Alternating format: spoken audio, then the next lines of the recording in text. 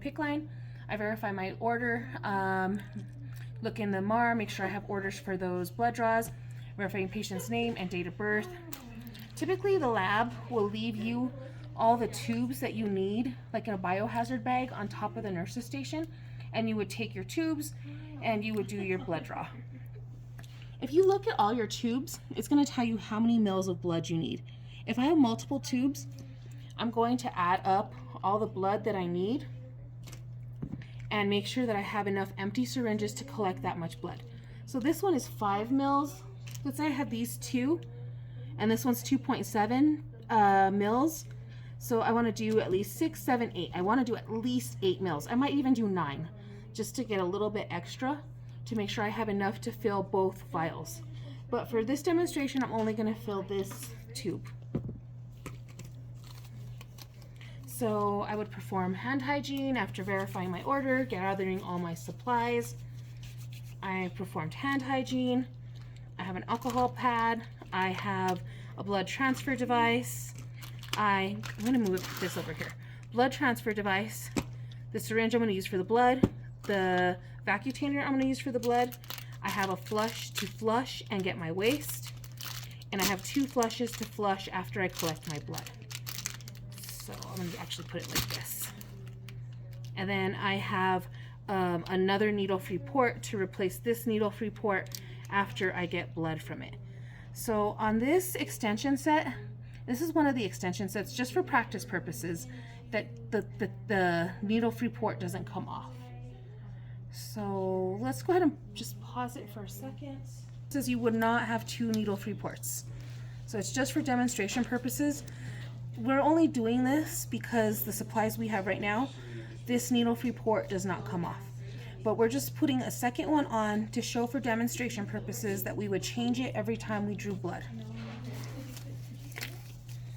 So picking up where we were, after hand hygiene, I would put on clean gloves.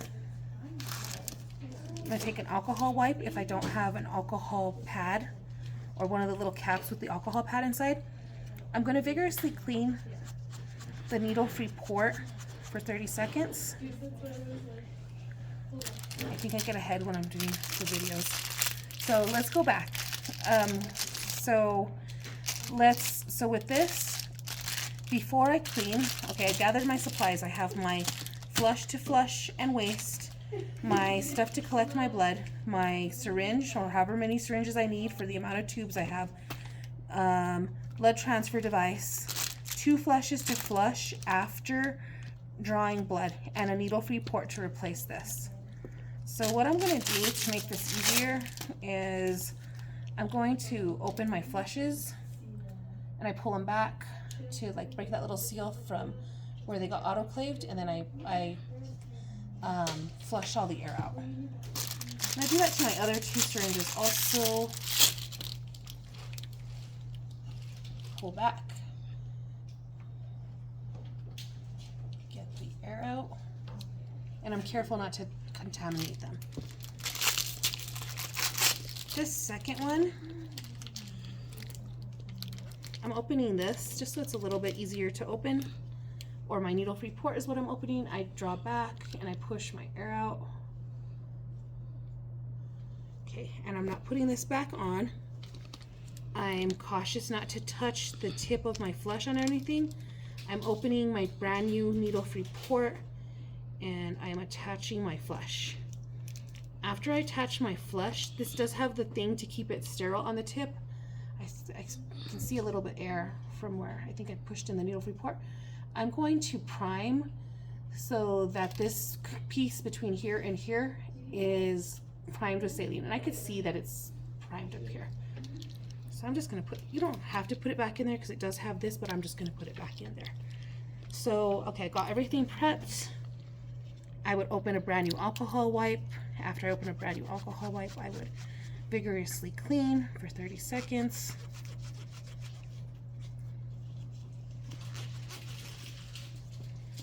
I'm going to take my first flush and I'm going to connect it. After I connect my first flush, I'm going to open my line. I'm going to flush with a pulsating motion because it's a PICC line. It looks like there's an air bubble here from when I attached it. I'm not going to put that in. I'm going to stop right there. I'm going to clamp this. Oh wait, before I clamp that, I need to get a waist. So I'm pulling back. And I'm going to do a 10 cc waist, or whatever your facility's protocol is. It might be less than 10. We're doing a 10 cc waist for this, for our demonstration purposes. I'm going to take this and put it aside. It is my waist. I'm going to drop my flush cap. I'm opening the cap from my sterile syringe. Open my line. Pull back my blood sample. This one was 5. I'm just going to get a little bit more than 5, just a little bit more.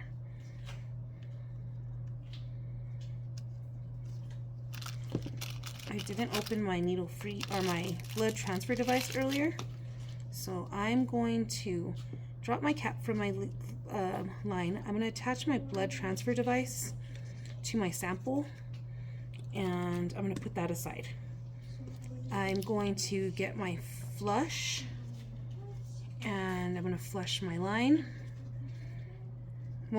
So it's 20 cc's after a blood draw, flush with the pulsating motion. I'm going to clamp it, and I want to be especially sure I clamp it at this point because I'm going to take off the needle-free port and the line would be exposed. So there would be no needle-free port on this line. So I'm holding this up to be careful not to touch it on anything. I'm taking this off of my new needle-free port and I'm attaching it, and I'm going to open this and flush, pulsating motion. I'm going to clamp after I do my second flush for a total of 20, and then I would put a new alcohol cap if I had one. Not all facilities have them. If it doesn't have it, it's okay. You just have to clean your site every time you use it. So with my first 10 mil flush, I removed the needle-free port, and with my second one, I attached a new one. And you could do them vice versa. So after that, I have my blood sample, I have my tube. I'm using my blood transfer device so that I don't poke myself. And the vacutainer should take out what it needs for the blood. I get my blood sample. That's going to go to the lab, labeled with the patient's name, date of birth, and everything else. Sharps would go into the sharps container, and you would dispose of your waste and the remaining blood according to your facility's protocol in the biohazard. And you would clean up all your stuff and throw away all your trash.